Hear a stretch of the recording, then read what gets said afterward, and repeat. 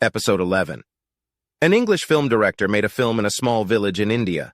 The weather was very important for making the film, and the director always listened to the weather forecasts on the radio.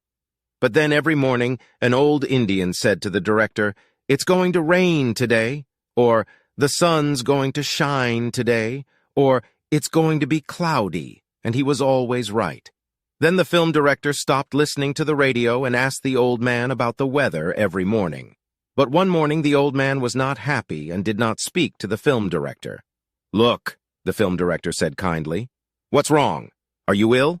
We've got a doctor here." The Indian answered, "Radio broken." Damn! Episode 12. Tom is 12. Last Saturday, his Uncle David visited him and his parents. He arrived at 11, and at 12:30 they had their lunch. They had meat, and then oranges and apples. Then Tom's mother said to Uncle David, "You like cheese very much, David, but the box is empty, I'm sorry." Then she took the dirty plates out to the kitchen. Tom went out of the dining room quietly and came back after a minute with a piece of cheese.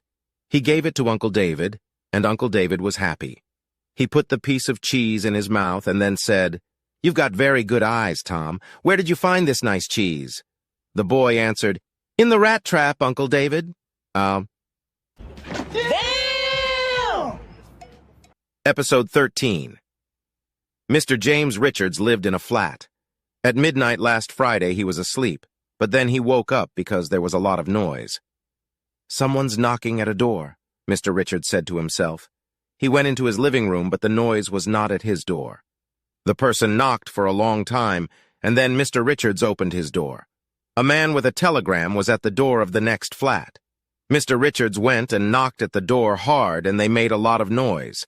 Then Mr. Richards's neighbor came to the door. She was a lady. The man gave her the telegram and said, "A telegram for Mr. James Richards." The lady was not happy.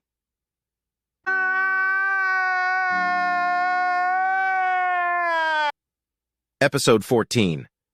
Mr. Wall is the manager of Big Bank. Last Thursday afternoon, Mr. Nelson came to Mr. Wall's office in the bank and talked to him for a long time. Then Mr. Wall looked at his watch and said, "Look at the time. The bank closed a quarter of an hour ago. They've locked all the doors now, and there are 3 of them between us and the street.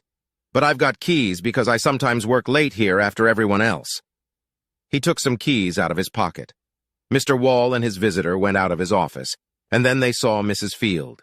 She cleaned the bank every evening after 5:30. "Go out through the back door," she said to the manager. "They never lock that one."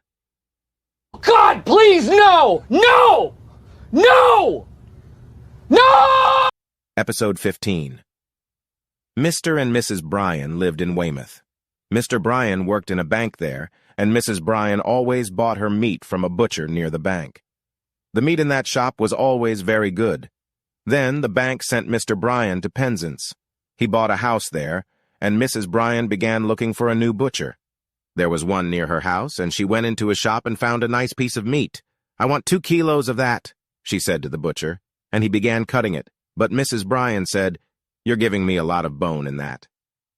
"No, I'm not," the butcher answered. "I'm not giving it to you. You're going to pay for it."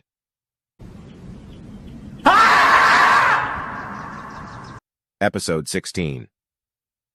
Mr. and Mrs. Perry had 4 children. One evening, Mrs. Perry went out, and Mr. Perry stayed at home with the children. They were upstairs in their bedrooms.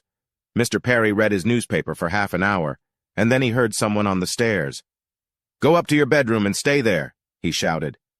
A few minutes later, he again heard someone on the stairs. "Go upstairs, or I'm going to come and spank you," he said angrily. This happened again, and then someone knocked at the front door. Mr. Perry went to it. One of his neighbors was there. "Is my small son here?" he said to Mr. Perry. "Yes, I'm here," someone answered from upstairs, "but Mr. Perry always stops me going home."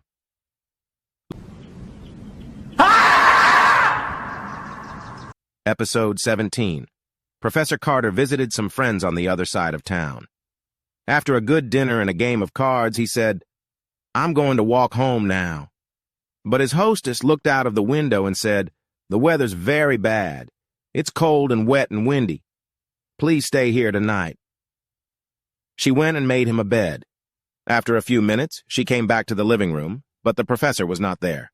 She and her husband waited for half an hour, and then they went to bed. But then the professor knocked at the back door of the house. He was very wet. His host came to the door. "You're here," he said happily. "Yes," the professor answered. He smiled and said, "I went home and got my pajamas."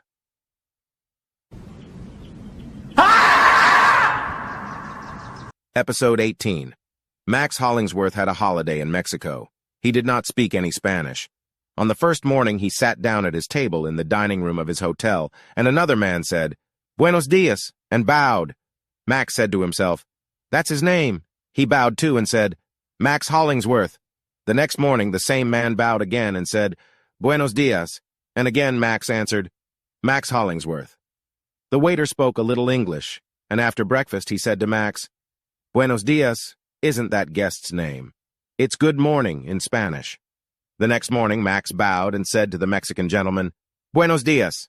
The Mexican looked up, smiled happily because Max spoke some Spanish now, and answered, "Max Hollingsworth." Episode 19. Joe was 19.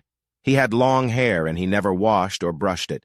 He wore black clothes and his nails were always black too. He did not like work and he was often absent. Last Monday he said to himself, "I'm not going to go to work this week. I'm going to get a certificate from my doctor and then I'm going to stay at home, but I'm going to get my money." He went to the doctor and said to him rudely, "I'm not well. What are you going to do about it?" The doctor looked at him for a few seconds. Then he said, "Here, take this 3 times a day, with water." "What is it?" Joe asked. "Soap," answered the doctor. Episode 20. George worked in an office and he liked walking very much. He always said, "Sitting on a chair for 8 hours every day and then sitting at home in the evening is very bad." Every summer he had a holiday, and he went somewhere by train and then walked every day for 5 or 6 hours. Last spring he took a map to a friend's house and said, "You've been to Switzerland and walked in the Alps, Fred. I'm going to go there in August, and I'm going to walk from here to here on Saturday and Sunday in the first week." He put his finger on 2 places on the map. "Wait a minute, George," Fred answered. "In 2 days. But your map's flat, and those mountains aren't."